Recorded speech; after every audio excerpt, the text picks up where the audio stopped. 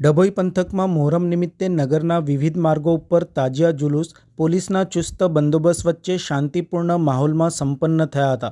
14 પ્રકારની ઝરી લઈને મુસ્લિમ બિરાદરો મોટી સંખ્યામાં નીકળ્યા હતા અને કાજીવાડા ખાતે તાજિયા ઠંડા કરવામાં આવ્યા હતા। ડભોઈ સહિત સમગ્ર તાલુકા પંથકમાં મોહરમ નિમિત્તે મુસ્લિમ બિરાદરો દ્વારા તાજિયા જુલુસ કાઢવામાં આવ્યું હતું। ગત રોજ મોડી રાત્રે ડભોઈના વિવિધ વિસ્તારોમાં વસતા મુસ્લિમ બિરાદરો દ્વારા 14 જેટલી ઝરી લઈ ભવ્ય જુલુસ સાથે ડભોઈના માર્ગો ઉપર ફરી કાજીવાડા મસ્જિદ નજીક એકત્ર થઈ તાજિયા ઠંડા પાડવામાં આવ્યા હતા। ડભોઈ ખાતે નીકળેલ જુલુસમાં પોલીસ વિભાગ દ્વારા ચાપતો બંદોબસ્ત રખાયો હતો।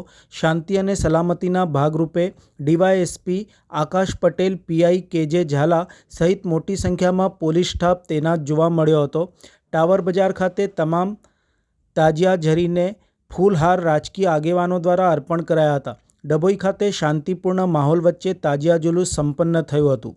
આજ રોજ ડભોઈ શહેર ખાતે શહાદતે ઇમામે હુસૈનની યાદમાં તાજિયા શરીફનું એક જુલુસ કાઢવામાં આવે છે અને તે જુલુસ શહેરના રાજમાર્ગો પર થઈને કાજીવાડા મસ્જિદ પાસે આવીને સમાપ્ત થાય છે। આ એક જુલુસ આતંકવાદની ખિલાફ એક જંગ હતી ઇમામે હુસૈનની, અને તે જંગમાં ઇમામે હુસૈન શહીદ થયા તેમની યાદને તાજી કરવા માટે આ જુલુસ કાઢવામાં આવે છે। જગા જગા લોકો શરબત, સબીલ, દૂધ, કોલ્ડ ડ્રિંક્સની નજરો નિયાદની સબીલો લગાવે છે।